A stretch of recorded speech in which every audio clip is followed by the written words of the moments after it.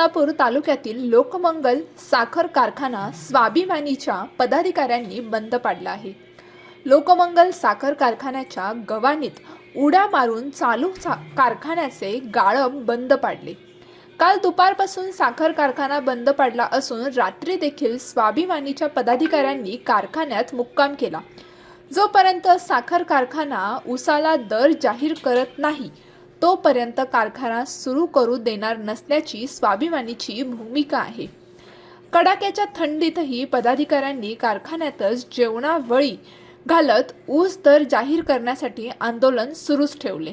जिल्हा कारखानदारांनी ऊस दर जाहीर केलेला नाही म्हणून मागील 8 दिवसापासून सोलापूर जिल्ह्यातील सर्व शेतकरी बांधव असतील, ऊसउत्पादक शेतकरी असतील, स्वाभिमानी शेतकरी संघटना असतील, विविध शेतकरी संघटना असतील यांनी गव्हाण बंद करून कारखानदाराकडून पहिली उचल म्हणून किमान 3000 रुपये किंवा अधिकचे 100, 200, 300 रुपये पण किमान पहिली उचल 3000 रुपये जाहीर करा। जोपर्यंत कारखानदार 3000 रुपयाची पहिली उचल जाहीर करत नाहीत तोपर्यंत कारखान्याच्या गव्हाणी बंद करण्याचं आंदोलन सुरू केलेलं आहे। आज सध्या आम्ही लोकमंगल कारखाना बिबीदारफळ येथे आहोत। मागील 1.5 तासापासून हा घेतल्या कारखान्याची गव्हाण बंद केलेली आहे, तरीही कारखान्याचं प्रशासन चर्चा करण्यासाठी तयार नाही।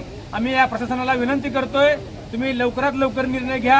आता 1.5-2 तास होत आलेले आहेत, आम्ही गव्हाण बंद केलेले आहेत। शेतकऱ्यांचा अंत तुम्ही बघू नका। आम्ही फक्त गव्हाण बंद करणार नाही, जर शेतकऱ्यांचा